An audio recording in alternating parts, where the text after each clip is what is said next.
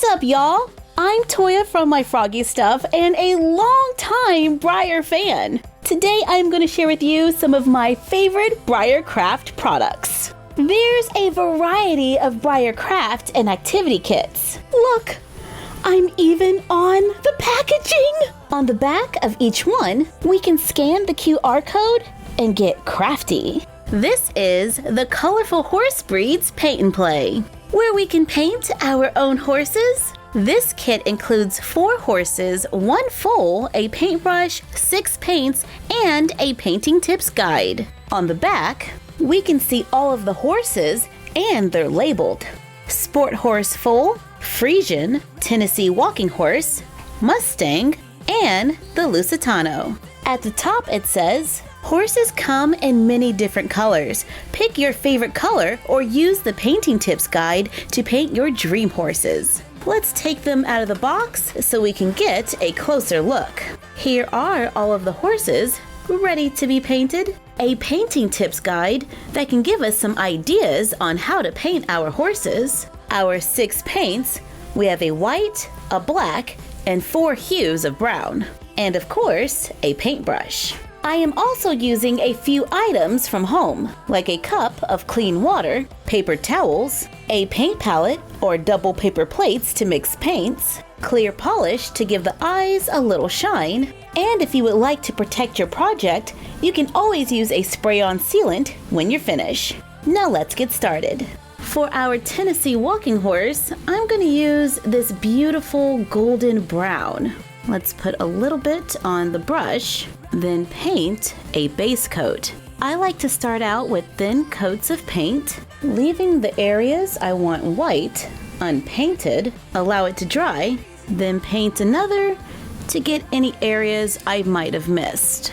Let's use the next color to add a little shadow. I'm just following the lines that are already on the horse, then use more of that golden color to just blend it in. I'm going to mix in a little white into that golden brown, then lightly brush for highlights. I'm just taking my time blending the colors, trying to get everything just the way I want it. Let's use this dark brown on the muzzle, blending that in.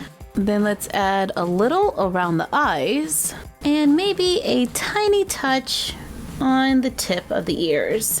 I'm using the same brown I used for my shadows on the hooves.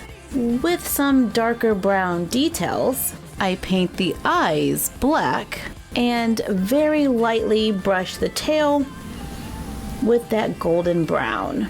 I chose to water it down a little so it's nice and thin, giving us a golden palomino.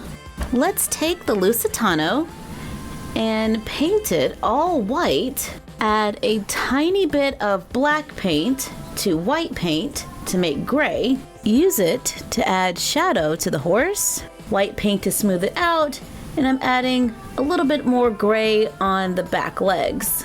Add gray to the muzzle and around the eyes. I made it a little darker on the lower legs and the muzzle. And let's add some gray to the mane and tail as well. Let's add a few little dapples with a little white paint right over the grayer parts that we painted.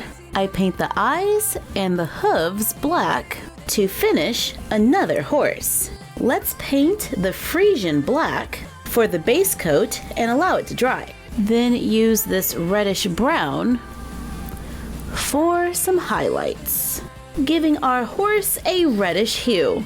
And it is a lot easier to see in person than it is on camera. You can kind of see it on the bottom of the tail. For the foal, let's paint it brown for the base coat, and then after a few coats, let's use the dark brown for a little shading, and then black for the mane and tail.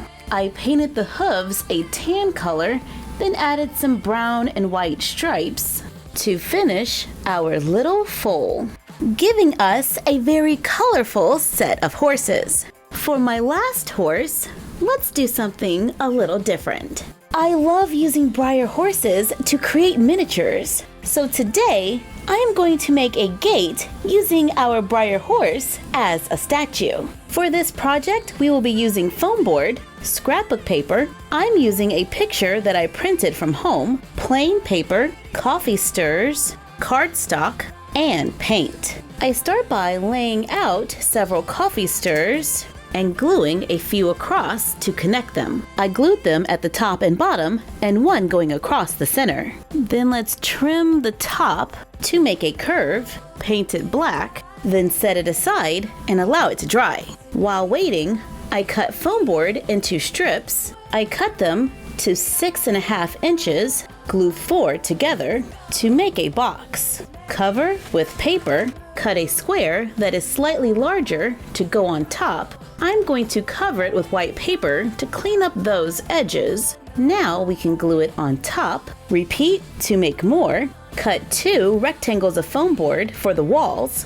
Mine are 5 3/4 tall, however you can choose whatever height you want. Cover with paper, glue it between 2 of the boxes, cut and cover a thin strip, and glue it on top to make a stone wall. Repeat to make 2, cut thin strips of cardstock, glue them onto the edge of the gate. I glued on 2, sandwiching the coffee stirrer in between. Then we're going to open these and bend them going to the sides. Glue the ends of the paper onto one of the columns to make a gate that can swing open. Place the horses on the columns. If you have more than one, even better. To make a gate with horse statues.